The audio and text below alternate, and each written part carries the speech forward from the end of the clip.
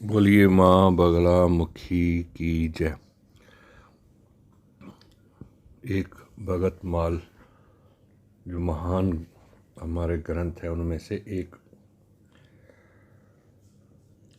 कहानी, एक और प्रसंग आया है।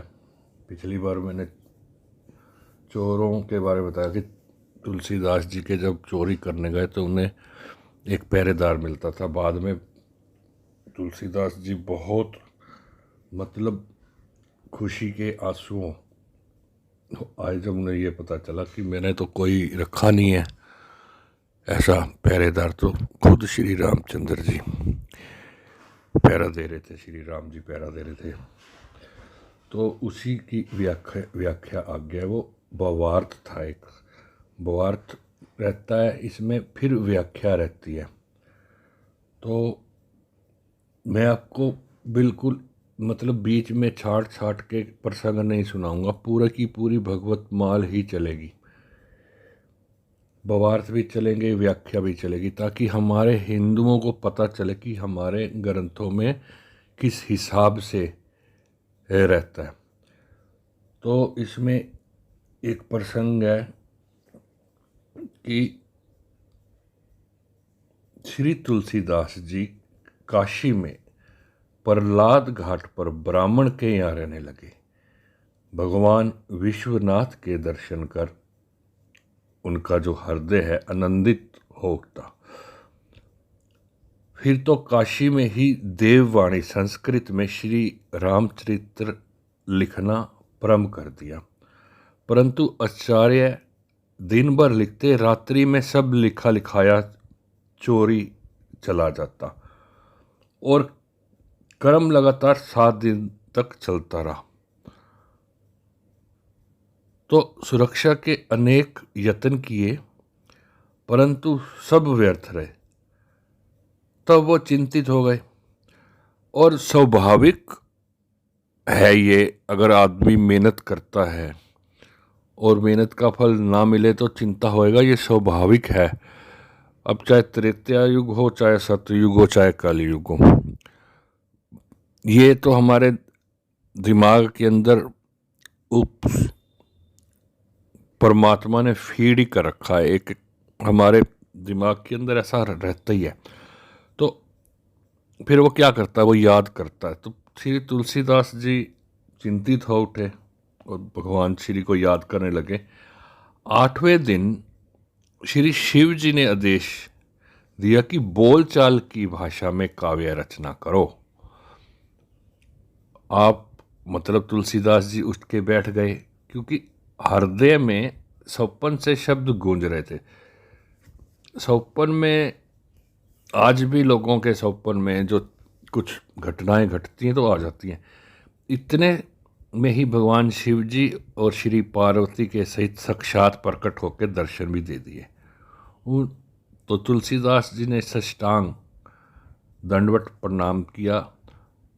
श्री शिव जी ने दोबारा कहा कि आप भाषा में काव्य रचो, देववाणी के पीछे मत पड़ो, लकीर का फकीर बनना ठीक नहीं है, जिससे सबका हित हो वह कार्य करिए। अब देखिए कितनी बड़ी बात उस टाइम की। अब भी संस्कृत में अगर कोई श्लोक हो तो समझ नहीं आता। हमारी संस्कृत भाषा, इंग्लिश समझ आते हैं लोग, संस्कृत नहीं समझ सकते। तो जो है आम आदमी भी पढ़ सके, शिव जी ने कहा। तथा श्री हनुमान जी के आदेश अनुसार श्री अयोध्या में ही अपना काव्य प्रकाशित करिए। अब देखिए इसमें अयोध्या का भी जिक्र आया। तो यदि आपको यह शंका हो कि मेरी भाषा काव्य गौरव प्राप्त नहीं कर सकेगा, तो मैं आशीर्वाद देता हूँ, मेरे पुण्य प्रसाद से आपकी काव्य कला सामदेव की रचनाओं के समान आदर प्राप्त करेंगी। ऐसा कहकर श्री शंभु भवानी अंतर्धान हो गए। श्री तुलसीदास जी ने श्री शिव की कृपा से एवं अपने भाग्य की सराहना करते हुए अवध चले गए। अब देखिए काशी में लिख रहे थे, नहीं हुआ, स्थान परिवर्तन हुआ और अवध चले गए। अब आता है इसमें मानस रचना। जिस दिन महाराणा उदय प्रताप सिंह जी जो मेवाड़ के सिंहासन पर बैठे थे, उस दिन सभी हिंदू राजवाड़ों में बड़ा उत्सव मनाया गया था। श्री अयोध्या में भी उस उत्सव की धूम मची हुई थी। उसी दिन श्री तुलसीदास जी अवध पहुंचे। वहां पहुंचकर सर्वप्रथम श्री सरयू स्नान करके अभी पुलिन में ही दोबारा विचार कर रहे थे कि एक संत समीप आकर अपने आप ही कहने लगा, यदि आपको श्री अवध वास करना हो तो श्री हनुमानगढ़ी के समीप एक बड़ा ही रमणीक स्थान है, आप हमारे संग चलकर देख लीजिए। यदि स्थान पसंद आ जाए तो वहीं रहकर भजन साधन कीजिए। श्री तुलसीदास जी वहाँ जाकर देखा तो सचमुच ही वे पुनीत स्थल समूह वट वृक्षों से अनुपम शोभा में संयुक्त था। उस वृक्षों के बीच में से एक विशाल वट वृक्ष था। उसके मूल में सुंदर वेदिका बनी हुई थी और वेदिका पर एक अग्नि के समान तेजस्वी मुनि सिंहासन से बैठे थे। स्थान देखकर उनका मन लुभा गया, मतलब उनको पसंद आया। अतः वही रहने का निश्चय कर के संत जी के समीप गए और जय जयकार कराते हुए अपने आसन से उठ खड़े हुए, प्रणाम करके परिचय पाकर बड़े ही प्रसन्न होकर हाथ जोड़कर बोले, महाराज, श्री सदगुरुदेव जी परम धाम जाते समय मुझसे कह गए थे कि यह परम सिद्ध स्थल है। इन वृक्षों को देवता के धन्याध्यक्ष श्री कुबेर जी ने लगाया है। तुम यहीं निवास करना कुछ दिन। अब देखो, अब एक चीज़ निकलती है कि ये स्थान जो हनुमानगढ़ी आज भी है के साथ एक समीप स्थान था। तो अगर हमने कुबेर ने लगाया था, अगर ये जगह हम ढूंढें तो मिल जाएगी आज भी। तो कुबेर जी की अगर हमने कृपा पानी है तो हम यहाँ जा सकते हैं, परंतु ढूंढना पड़ेगा। हनुमानगढ़ी तो आज भी है यहाँ पे। तो कुछ दिन बीतने पर यहाँ आदि कवि श्री वाल्मीकि जी के अवतार श्री तुलसीदास जी आएंगे और हनुमान जी की कृपा से श्री राम यश वर्णन करेंगे। जब वे यहाँ आए और तुम यहाँ कुट्टी और बगीचा उनको सौंपकर मेरे पास आ जाना। देखो, एडवांस में परमात्मा ने बता रखा था कि कौन किसके पास आएगा और कौन किसकी मदद करेगा। और ये चीज़ें आज भी होती हैं। कोई व्यक्ति हमें कई बार नहीं जानता, परंतु फिर भी वो हमें बहुत कुछ दे के चला जाता है। श्री गुरुदेव जी का यह उपदेश मुझे बहुत ही अच्छा लगा। तब से मैं आज तक आपके ही दर्शन की प्रतीक्षा का जीवन धारण कर रहा था। मतलब वो इंतज़ार कर रहे थे जो वहाँ पे साधु महात्मा बैठे थे। आज मेरे अनंत जन्मों का पुण्यों का उदय हो गया है। श्री गुरुदेव की कृपा सफलभूत हुई है। भगवान मेरे अनुकूल हुए हैं कि आपके दर्शन मिला। अब तो आप यहीं भी विराजमान होकर श्री राम गुणगान कीजिए। मैं अपने श्री गुरुदेव जी के पास जाता हूँ। ऐसा कहकर वे सिद्ध मुनि श्री तुलसीदास जी को पुनः प्रणाम करके कुछ दूर जाकर सिंहासन में बैठ गए और योगन अग्नि में अपने शरीर को भस्म कर दिया। मतलब अपने आप को जो है अग्नि के अंदर भस्म कर दिया। भगवान का यह विचित्र विधान देखकर श्री गोसाई जी प्रभु कृपा पर बार बार बलिहार हो गए और सुखपूर्वक वहाँ रहने लगे और दृढ़ संयम के साथ नियमित रूप से भजन पूजन करते हुए 2 वर्ष उनको बीत गए। भगवत इच्छा से चैत्र शुक्ल पक्ष श्री राम नवमी के दिन मंगलवार को वे सब शुभ योग लगनवार तिथि नक्षत्र आदि एक साथ एकत्रित हुए और त्रेता युग में श्री रामचंद्र के समय में समवेत हुए थे। अतः इस महामंगल मुहूर्त विचार कर मंगल मूर्ति मारुति नंदन श्री हनुमान जी प्रातःकाल प्रकट होकर विश्व कल्याण श्री तुलसीदास को शुभ आशीर्वाद के साथ साथ श्री रामचरितमानस पढ़ने की आज्ञा दी। उसके बाद श्री शिव पार्वती वाणी विनायक शेष सनकादि नारद आदि ने प्रकट होकर मंगल में आशीष प्रदान दिया। इस प्रकार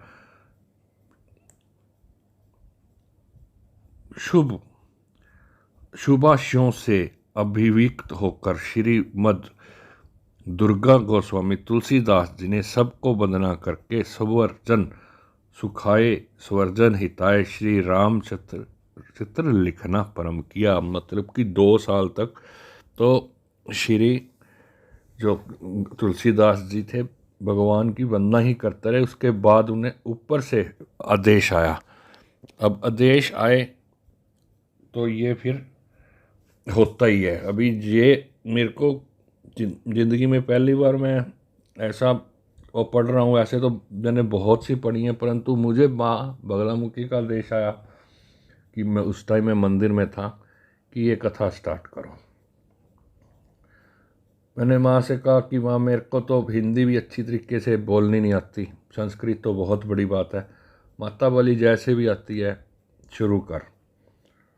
तो माँ के मंदिर से ये जो हुआ शुरू हुआ। अब 2 वर्ष 7 महीना 26 दिन के बाद पंचमी मंगलवार को श्री राम विवाह के दिन यह ग्रंथ रतन पूर्ण हुआ। मतलब कितने साल तपस्या हुई, कितने साल भजन हुआ, उसके बावजूद भी 2 वर्ष 7 महीना 26 दिन लगे। देवताओं ने हर्षित होकर जय जयकार किया और फूलों की वर्षा की और श्री गणेश जी के प्रकट होकर अपनी दिव्य लेखनी से श्री रामचरित्र की 5 प्रतियां लिखी और देवलोक उन्हें ले गए। मानस अपने नाम अनुरूप सबके मानस में बस गया। सभी ने पूज्य कवि की वंदना की। और इस प्रकार फिर श्री हनुमान जी, देखो गणेश जी ने 5 प्रतियां लिखी। उस टाइम फोटो स्टेट तो होती नहीं थी। अब तो हम कुछ भी फोटो स्टेट करवा देते हैं, 5 कापियाँ हैं 10, परंतु खुद भगवान आकर श्री गणेश जी ने 5 प्रतियां लिखी भी और साथ भी ले गए। श्री हनुमान जी प्रकट होकर संपूर्ण ग्रंथ श्रवण करके श्री तुलसीदास जी को आशीर्वाद दिया और आपको यह कविता कृति जो है पूरे तीनों लोकों के अंदर जो है फैलेगी, उस आपको आशीर्वाद का। उन्हीं दिनों श्री अवध में मिथिलापुर के सहस प्रसिद्ध संत श्री रूपार्ण स्वामी आए थे। वे सदा मिथिलेश के भाव में मगन रहते थे। जगन जननी श्री जानकी जी में उनका पुत्री भाव था। एक दिन वे श्री तुलसीदास जी के दर्शन करने आए और उन्हें परम अधिकारी जानकर श्री गोसाई जी ने सर्वप्रथम श्री रामचरितमानस जी का एक पारायण उन्हीं को सुनाया। उसके बाद 2 दिन दुना रात चौगना मानस का प्रचार होने लगा। श्री नंदलाल जी स्वामी के शिष्य श्री दयाल दास जी के श्री रामचरित्र में से एक प्रतिलिपि करके अपना मतलब कॉपी करके ले गए। उन्होंने अपने गुरुदेव को सुनाया और श्री यमुना तट पर 3 वर्ष तक महाभागवत श्री रस खान जी को सुनाया। उसके बाद बहुत सी प्रतिलिपियां लोगों ने कर ली। स्वयं गोसाई जी ने भी कई प्रतियां लिखी। और आज भी यही हो रहा है। मानस महिमा, अब आता है एक प्रसंग है मानस महिमा। भगवान श्री सीताराम जी की आज्ञा से श्री तुलसीदास जी को अयोध्या से काशीपुरी आए और भगवान श्री शिव की पार्वती को श्री रामचरितमानस का एक पारायण सुनाने तथा उस ग्रंथ के संबंध में श्री शिव जी की संपत्ति जानने के लिए एक पाठ समाप्त करके पोथी को रात्रि में श्री लिंग मतलब जो शिवालय के समीप रख दिया। काशी में इस बात का प्रचार हो गया और अतः प्रातःकाल जब पट खुला तो यह जानने के लिए कि श्री शिव जी ने क्या लिखा है, काशीवासियों की भीड़ लगी और सब लोगों ने देखा, परंतु इस ग्रंथ पर दिव्य अक्षरों में सत्य शिवम सुंदरम लिखा हुआ था तथा उसी समय सबको सुनाकर यही आकाशवाणी भी हुई कि फिर तो काशी वासी बड़े ही प्रभावित हुए और स्वत्र श्री तुलसीदास जी की जय जयकार बोलने लगे। परंतु एक और जहाँ सब लोग शुभ संवाद से हर्षोल्लित हो रहे थे और दूसरी और यंत्र मंत्र करने ढोंग दतूरों से जीविका चलाने वाले पखंडी पंडितों का एक समुदाय बड़ा चिंतित हो गया। अब आप देखिए, जब तुलसीदास जी की लिखी जो गणेश जी ले गए, शिव जी ने सुनी और शिव जी ने खुद अपने मंदिर में वो रखी, उसके बावजूद भी कुछ जो लोग हैं नाराज। आज भी आप जितना अच्छा कार्य कर लो, कुछ ना कुछ समुदाय के लोग, कुछ एक आपके अंदर आपके सहयोगी रहने वाले लोग तो नाराज होते ही हैं। उस टाइम भी होता था, आज भी होता था। आप सच्चाई की किसी को एक को बात सामने कह दो, सच बोल दो, तो वो आपके खिलाफ होगा ही होगा। सब लोग इसी के पाठ प्राणायाम में अपना अभिष्ट सिद्ध कर लेंगे, फिर हमें कौन पूछेगा। वो जो पंडित थे टोना टोटके करने वाले, अब पंडित तो लोगों का दल बांधकर ग्रंथ की निंदा करना आरंभ कर दिया। और यह तो भाषा ग्रंथ है, इससे कुछ होने जाने वाला नहीं है। भाषा मूल तो संस्कृत है, भाषा शाखा है। आदि आदि बात बढ़ाते हुए तुलसीदास जी के समीप पहुंची। वह अपने उस समय पंडितों को यह उत्तर दिया। क्या उत्तर दिया? भाषा शाखा है सही, सुरवानी है मूल। भाषा शाखा है सही, सुरवानी है मूल। मूल रहत है धूल में, शाखा में फल फूल। तो इस हिसाब से इस भाषा में उन्होंने जवाब दिया। का भाषा का संस्कृत, प्रेम चाहिए सांच, काम जो आवे कामरी, काले करिए कुमाच। तो अब इसमें एक प्रसंग साथ के साथ जुड़ता है, चोरों को राम दर्शन। जब पंडितों का यह प्रयत्न व्यर्थ गया तो ग्रंथ को चुराने के यंत्र रचे गए। भाई इस ग्रंथ को ही चुरा लो। काशी के नामी ग्रामी चोर निधुआ और सिखुआ को कुछ दोहरे का मतलब किस चीज़ का लोभ देकर चोरी करने के लिए भेजे गए। परंतु रात्रि में सुनसान के बीच वे कुटी में तो आए तो क्या देखते हैं कि श्याम वर्ण के और एक गौरव वर्ण के किशोरावस्था के दो बड़े सुगल सलोने धनुधर बड़ी सतर्कता से उस कुटिया पर पहरा दे रहे हैं। चोरों ने बहुत दाव लगाया परंतु उनकी एक न चली। जब भी जिधर भी जाए उन्हें युगल कुमार धनुष वाने ताने दिखाई पड़े। चोर अतुल थे, पुस्तक की चोरी करके खुद उन्हीं की चोरी हो गई। कहावत है, चोबे गए छबे होने हो गए डूबे। चोरों ने कुछ देर तक तो चोरी का उपाय किया परंतु बाद में तो उन्हें युगल कुमारों का दर्शन मात्र उनका प्रयोजन रह गया। प्रातः होते ही चोर चले गए परंतु घर में उनका मन नहीं लगा। कुमारों को देखे बिना उन्हें चैन नहीं पड़ता था, अतः भागे भागे कुटी आए और श्री तुलसीदास जी ने से उन कुमारों का परिचय पता पूछने लगे। सुनकर उनकी दशा देखकर श्री तुलसीदास जी समझ गए कि इनके ऊपर प्रभु की कृपा होगी। उनकी आंखों में जो है प्रेम के आंसू बह गए, हृदय भर आया। गदगद स्वर से बोले, भैया तुम लोग धन्य हो। क्या बोले? तुम लोग धन्य हो, तुम्हें भगवान का दर्शन हो गया। जब चोरों को यह मालूम हुआ कि वे राजकुमार जो भगवान थे, श्री राम लक्ष्मण थे, आहो भगवान ऐसे भगत बत्सले हैं कि श्री तुलसीदास जी के यहाँ पहरेदार बने हुए हैं। चोरों का हृदय परिवर्तन हो गया, कुक्रम छोड़ सदा सदा के लिए श्री प्रभु के हो गए। श्री तुलसीदास जी ने विचार किया कि ऐसा संग्रह किस काम का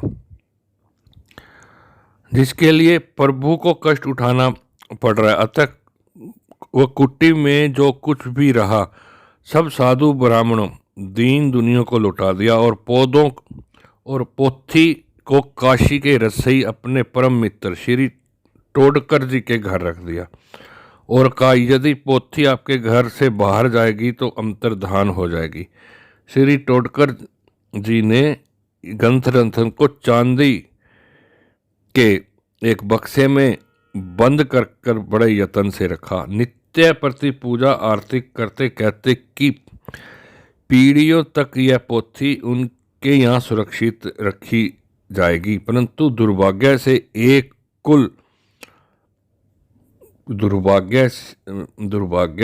एक बार कुल की एक कन्या ससुराल जाने लगी और वह जो है बक्सा जो बॉक्स था वो भी अपनी पालकी में रख लिया। परंतु जब ससुराल पहुंची खोला तो क्या था? पोथी निरादर थी। ग्रंथ में उसकी बड़ी ममता थी, अतः वह वियोग से तत्काल प्राण छोड़ गई। आगे लिखते हैं,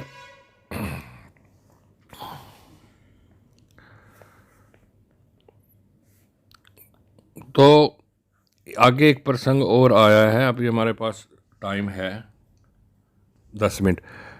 भावार्थ अब शुरू मैंने आपको कहा कि हमारे ग्रंथों में मैं वैसे ही पढ़ा रहा हूँ जैसे ग्रंथ में लिखा हुआ है। पहले भावार्थ आता है, उसके बाद फिर पूरी कथा चलती है।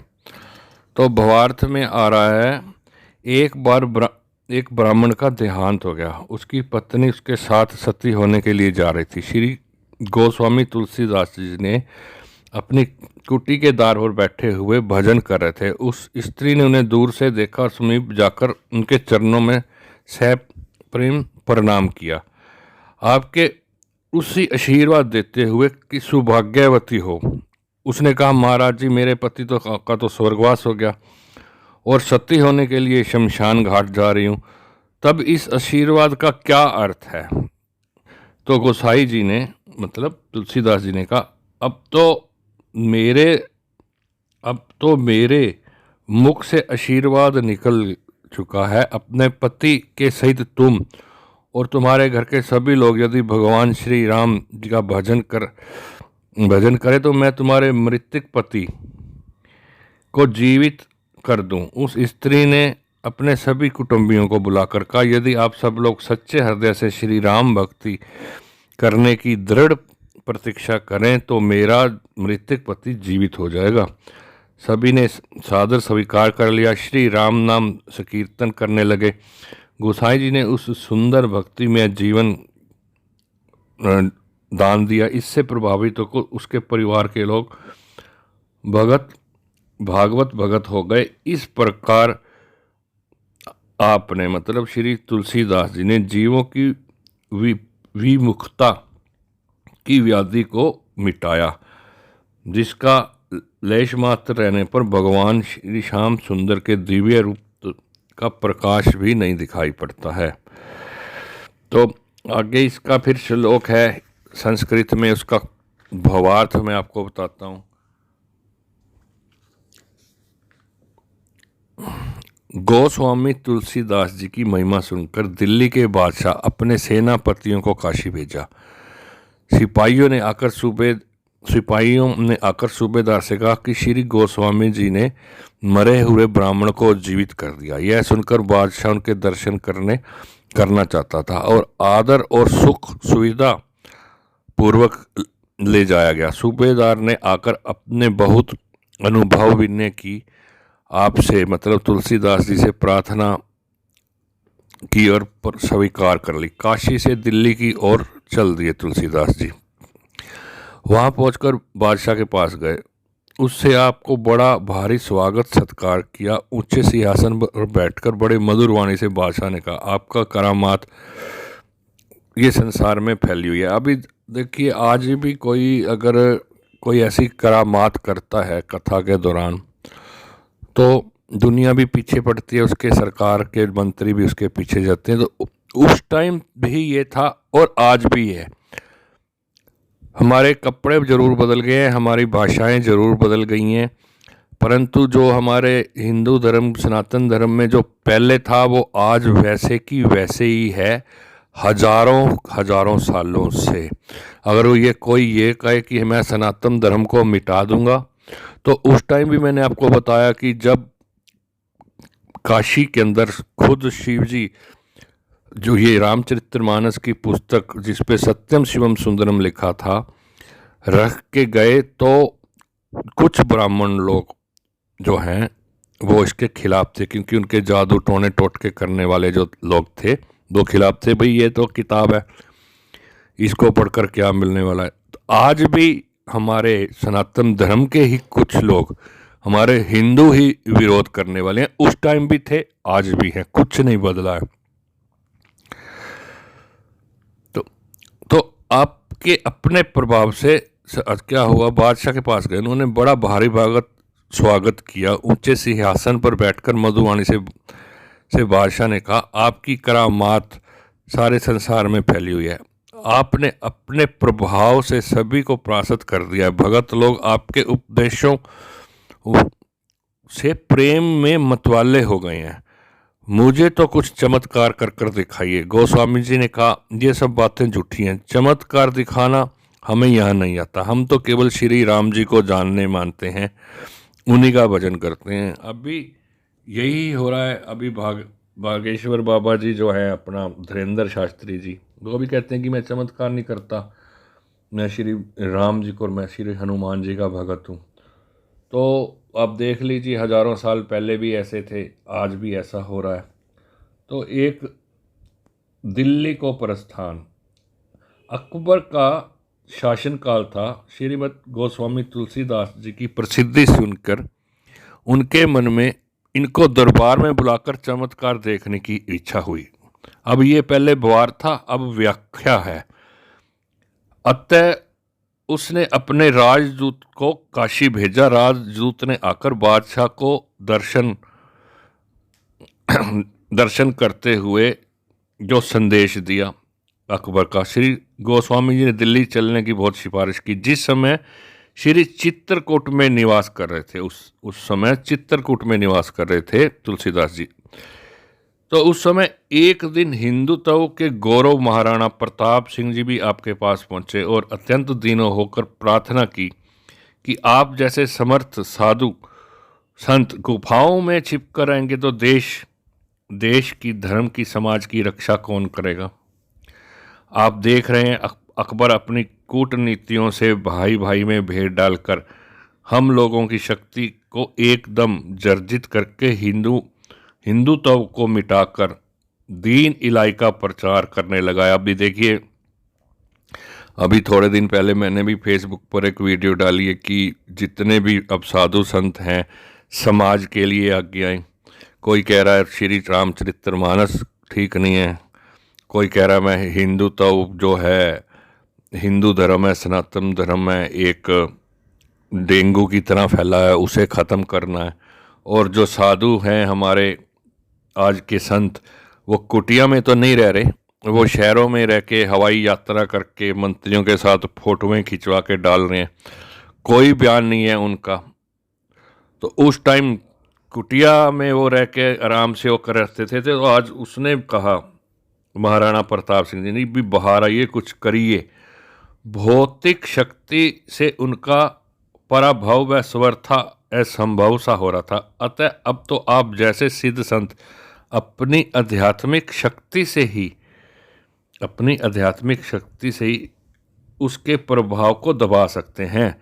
श्री गोस्वामी जी ने उन्हें आश्वासन दिया। अतः दिल्ली जाकर अकबर एवं मान सिंह को समझाने की बात ही सोच रहे थे और दिल्लीश्वर ने खुद बुलवा भेजा। इसलिए सुंदर अवसर विचार कर आपने मतलब तुलसीदास जी ने स्वीकृति देकर राजदूत को विदा कर दिया और स्वयं बहुत से संत लेकर नौका से दिल्ली के लिए प्रस्थान किया। मतलब इसका मतलब नौका से लिखा हुआ है ग्रंथ में।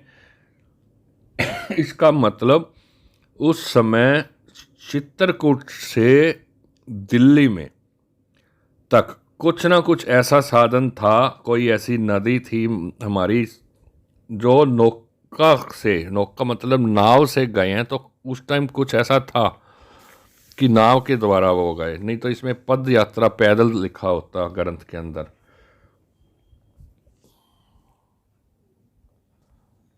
जब प्रयाग में आगे यमुना से, आप देखो आ गया ना भाई, आगे यमुना में चली तो एक यमुना तटवर्ती नरेश ने आपको शुभ आगमन श्रवण कर आगे आकर बड़ा स्वागत किया और घर पर चलने के लिए बहुत अनुभव विनय किया। उस समय गोस्वामी ध्यानवस्था में थे। संघ के संतों ने राजा का प्रस्ताव स्वीकार नहीं किया।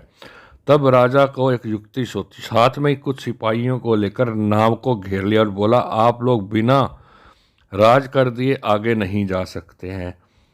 सब संत जो है घबरा गए। उस समय श्री गोस्वामी जी ध्यान से निवृत्त हो चुके थे। अतः राजा से पूछे, हम साधु लोग आपको क्या राज कर दे मतलब टैक्स। राजा ने हाथ जोड़कर कहा, आप लोगों को मेरे घर चलना होगा। श्री गोस्वामी जी ने इसके लिए इस प्रेम में रीझ गए। मतलब उसकी जो भावना थी वो एक तंग करने वाली नहीं थी उसकी भावना। आज भी साधु महात्माओं की कारों के आगे लोग लेट रहे हैं दर्शन करने के लिए, उस टाइम भी ऐसा ही था। तो संतों के संग लेकर राजा के साथ चले गए। राजा ने अपने ठाकुर श्री राधा बल्लभलाल जी के मंदिर में जगमोहन में सबको अत्यंत सुंदर आसन पर बैठाकर साष्टांग दंडवत प्रणाम कर अपनी स्तुति की और अपनी इस वचन से क्षमा प्रार्थना की। कई दिन संतों को प्रेम पूर्वक अपने यहाँ रोककर राजा ने ऐसी सेवा की, सब संत दंग रह गए और श्री गोस्वामी जी ने राजा श्री राधा बल्लभ जी के प्रति दृढ़ निश्चय वरदान दिया। अभी आज की कथा इतनी ही रहेगी, उसके बाद मैं आगे की कथा स्टार्ट करूँगा माता रानी के आशीर्वाद से, माँ बगलामुखी माँ के आशीर्वाद से। और मेरा सबसे अनुरोध है, आवाज़ चाहे मेरी बहुत तेज़ है, तीखी है, हिंदी मेरी सब स्पष्ट नहीं समझ आ रही, परंतु आप इन्हें सुने ज़रूर। आपको 5, 7, 10% तो कम से कम पता लगेगा कि हमारे इस ग्रंथ में क्या है। और इसी को लेकर मैं अपने शब्दों को विराम देता हूँ और आप सब लोगों से मेरे हाथ जोड़कर रिक्वेस्ट है कि सब्सक्राइब करो या ना करो चैनल को, मुझे कोई दिक्कत नहीं है, परंतु आगे ज़रूर भेजो। क्योंकि आदमी बच्चों के साथ कार में कहीं दूर जाता है तो गाने चलाने की बजाय अगर ये कथा सुनेंगे तो उनके बच्चों पे न, ये जो आज की पीढ़ी है और कल के जो निर्माता हैं, जो छोटे छोटे बच्चे हैं, उनको अगर ये कथाएं सुनाई जाएंगी, अगर मोबाइल उनके हाथ में देके कार्टून की ना फिल्म चले और ये कथा सुनाई जाए तो बहुत ज़्यादा फ़ायदा होगा। तो जय माता दी। आप सबका बहुत बहुत धन्यवाद।